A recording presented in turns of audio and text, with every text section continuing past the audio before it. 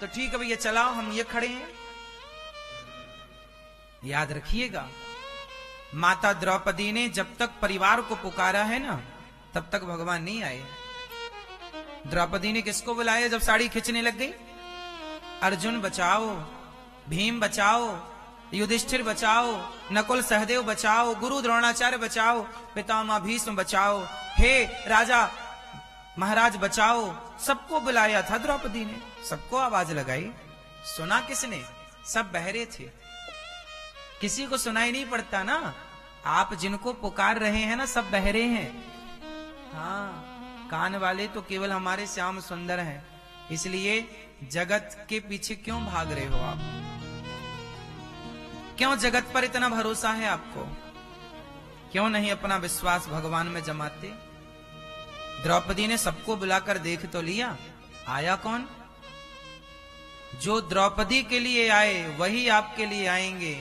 बस द्रौपदी की तरह द्रौपदी के पास तब तक नहीं आए जब तक द्रौपदी ने उन्हें पुकारा नहीं। और कैसे पुकारा? सबका भरोसा छोड़कर पुकारा। पहले सब पे भरोसा था कि अर्जुन तो आएगा, पहले तो सब पे भरोसा, भीम तो आएगा, वो तो गदाधर है, वो तो दुशासन को मार गिराएगा, लेकिन नहीं आए।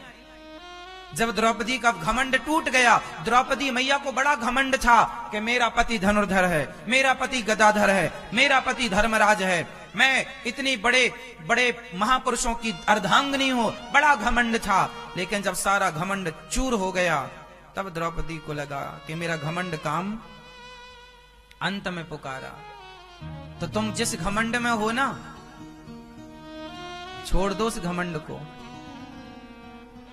यदि आप किसी घमंड में जी रहे हैं कि मेरे पास तो पैसे का बल है, मेरे पास तो नेताजी का बल है, मेरे पास तो पावर है, पैसा है, ना जी, कितनों का पावर, कितनों का पैसा, सब धरा रह गया।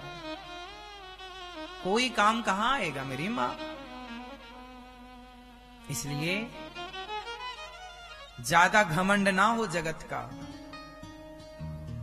घमंड होना चाहिए तो इस बात का घमंड होना चाहिए कि हम तो प्रभु के दास हैं, हम तो भगवान से जुड़े हैं, हमें तो भगवान ने थाम रखा है, हम भगवान के हैं। राम दूत मैं, हनुमान जी घमंड से कहते हैं, मैं राम का दूत हूं, राम दूत मैं, मातु जानकी सत्य शपथ करुणा निधान की। मैं राम का हूं, ये घमंड होना चाहिए कि मैं कृष्ण का हूं, ये घमंड होना चाहिए कि मैं जगन्नाथ जी का हूं। मैं इस घमंड में ना रहूं कि मैं आपका हूं या आप मेरे हैं। ये जगत किसी का हुआ है कि तुम्हारा होगा? ये सब धोखा है। यदि आपको ये धोखा अच्छा लगता है तो आप रहो इस धोखे में। पर मीराबाई तो इस धोखे से बाहर आ गई और उसने कह दिया कि मेरे तो गिरधर गोपाल। अब आप लोग इस धोखे से कब बाहर आएंगे? डेट बता दो मुझे। आप लोग जो कहते हो ना ये बेटा मेरा है, ये मेरे तो महाराज जी 4 बेटे हैं, 2 बेटे हैं। हाँ हाँ, अच्छे बेटे, भगवान करे आपके बेटे खूब तरक्की करें, खूब नाम कमाए, खूब इज्जत कमाए, खूब नाम यश हो आपके बेटों का, खूब आशीर्वाद है। लेकिन फिर भी आपका मन वहां से हटके अब प्रभु में लगना चाहिए। आप अपने बच्चों को खूब आशीर्वाद दो, तरक्की करें, लेकिन मन न लगाना। मन लगेगा तो मन गंदा हो जाएगा। जगत में मन लगेगा तो गंदा होगा ना। भगवान में मन लगे। द्रौपदी ने पुकारा ना, द्रौपदी ने सबको पुकारा, पर अंत में कहां जा छिपे हो प्यारे कन्हैया, यहाँ लाज मेरी लुटी जा रही है। दुशासन के हाथों तेरी द्रौपदी की सभा बीच साड़ी खींची जा रही है। गुरु द्रोण बोलो, पितामह बोलो, तुमसे तुम्हारी ये बहू पूछती है। पांचों पति आज बैठे सभा में, महलों की रानी लूटी जा रही है।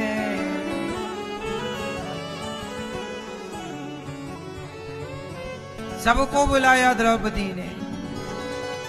गुरु द्रोण बोलो, हे गुरु जी बोलो, पिता महा बोलो, कुछ तो बोलो गुरु जी, कुछ तो बोलो पितामह। अब द्रौपदी ने कहा कि जिन्होंने कभी मेरी सूरत ना देखी, वो देखेंगे आज वदन मेरा नंगा। जिन्होंने मेरी शकल ना देखी, घूंघट डाल के रही हूं, आज सारी समाज के बीच में जब मेरे कपड़े उतरेंगे तो सारा संसार मुझे निर्वस्त्र देखेगा। जिन्होंने कभी मेरी सूरत ना देखी, वो देखेंगे आज वदन मेरा नंगा।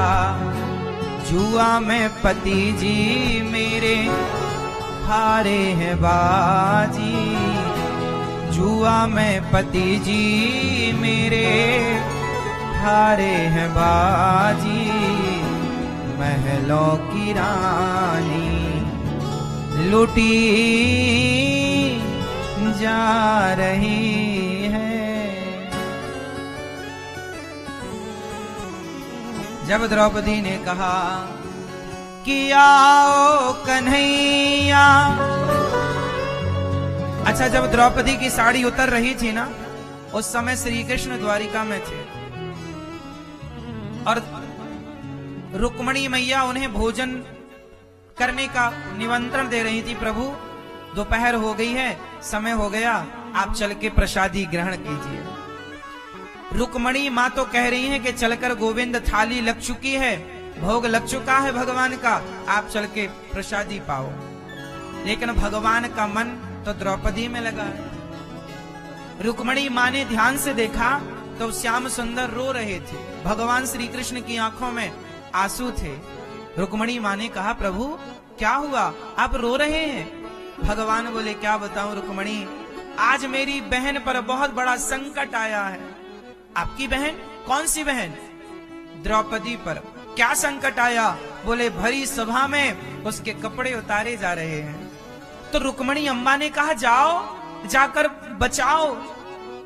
भगवान बोले मैं कैसे चला जाऊं, मैं तो कब से खड़ा हूं हाथ बांधे कि मेरी बहन मुझे पुकारे और मैं जाऊं। मैं तो कब से तैयार हूं रुक्मणी, पर मेरी बहन मुझे पुकारती ही नहीं।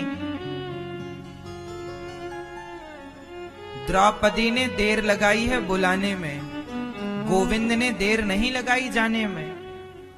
द्रौपदी ने जब सबको बुलाया, भगवान खड़े देख रहे कब बुलाएगी मेरी बहन, में कब जाऊं। और जब सबसे थक गई तब द्रौपदी ने कहा आओ कन्हैया। जैसे ही गोविंद को बुलाया, हे गोविंद, तो गोविंद में केवल को निकला मुंह से, विंद नहीं निकल पाया। कन्हैया का केवल का निकला, आगे का शब्द नहीं निकल पाया। इतनी देर में तो दौड़ पड़े द्वारिकाधीश, जो साड़ी बनकर खींचने लगे साड़ी बनकर। दुशासन खींचता, 10,000 हाथियों का बल दुशासन के अंदर, खींचता गया खींचता गया खींचता गया। साड़ी का ढेर लग गया, लेकिन साड़ी का अंत नहीं हुआ। भगवान वस्त्र का अवतार लेकर खींच रहे हैं। जब साड़ी खिंच गई, दुशासन थक गया, तो दुशासन बोला कि साड़ी बीच नारी है कि नारी बीच साड़ी है कि साड़ी ही की नारी है कि नारी ही की साड़ी है। द्रौपदी ने कहा मूर्ख, ना साड़ी बीच नारी है, ना नारी बीच साड़ी है, ना साड़ी ही की नारी है, ना नारी ही की साड़ी है। ये तो वृंदावन बिहारी है जो चीर बनकर खिंचा जा रहा है, खिंचा जा। तब द्रौपदी ने पुकारा हे गोविंद, बताओ भला हमारा आपके सिवा है कौन? कहां जाएं हम, किसको बुलाएं हम? कोई हो सुनने वाला, कोई हो बचाने वाला, आपके सिवा कौन है? हम भला किसको पुकारें? कौन है हमारा? हे गोविंद, आपके सिवा तो हम किसी को जानते नहीं। जिनको जानते थे बुलाकर देख लिया, सबको बुलाया पर सब देखते रहे, आया कोई नहीं। ये संसार केवल तमाशा देखने का है साहब, जरा बुलाकर देख लो किसी को। कोई आ जाए सही वक्त पर तो बताना। इसलिए केवल भगवान के भरोसे, तुम्हारे ही भरोसे पर जमाना छोड़ बैठे हैं।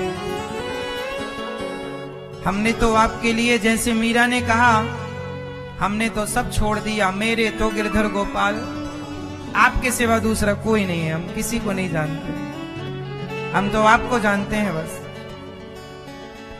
तुम्हारे ही भरोसे पर जमाना छोड़ बैठे हैं, जमाने की तरफ देखो, जमाने की तरफ देखो, हमें कैसे बचाओगे? यदि जमाने की तरफ देखोगे तो हमें कैसे बचाओगे? इसलिए प्रभु अब तो बस इस अभागिनी को देख लो, अब तो आप हमें देखो, पकड़ लो हाथ बनवारी, नहीं तो डूब जाएंगे। पकड़ लो हाथ बनवारी, नहीं तो डूब जाएंगे। द्रौपदी ने पुकारा, हे गोविंद, अब आप ही कृपा करो।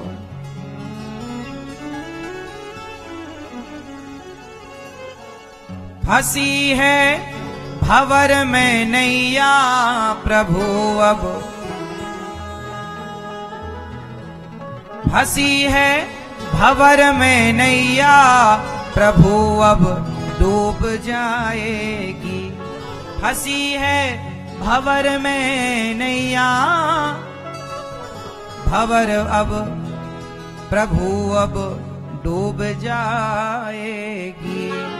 खेवैया आप बन जाओ, खेवैया आप बन जाओ, तो बेड़ा पार हो जाए, नहीं तो हम तो डूब जाएंगे। द्रौपदी ने जब पुकारा, भगवान ने वस्त्र का अवतार धारण किया और द्रौपदी की लाज भगवान ने बचाई। जैसे द्रौपदी की लाज भगवान बचाते हैं ना, ऐसे आपकी और हमारी भी लाज कौन बचाएगा? इसलिए भगवान पर क्या रखना। अच्छा, द्रौपदी ने बुलाया तो भगवान आए, क्यों आए? क्योंकि द्रौपदी ने विश्वास से बुलाया। कोई कहे कि जी आज भी बहुत बहन बेटियों की लाज लुटती है, भगवान क्यों नहीं आते? बोले तब बुलाने वाली द्रौपदी थी। आज भी कोई द्रौपदी बनकर द्रौपदी के प्रेम और भाव से बुलाए तो भगवान आज भी आने को तैयार हैं। विश्वास नानी और द्रौपदी का रंग लाया। इसलिए भगवान पर किया गया विश्वास रंग जरूर लाता है। इसलिए मैं आप लोगों से बस हाथ जोड़ के एक प्रार्थना करूंगा कि जगत पर विश्वास करने से पहले जगन्नाथ पर विश्वास करना सीखिए।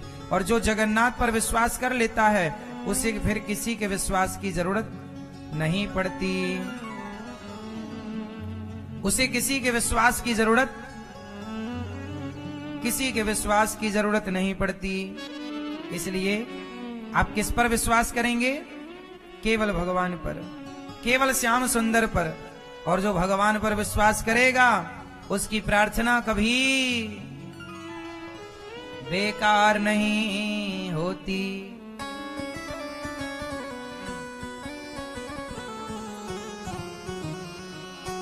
पूरा है भरोसा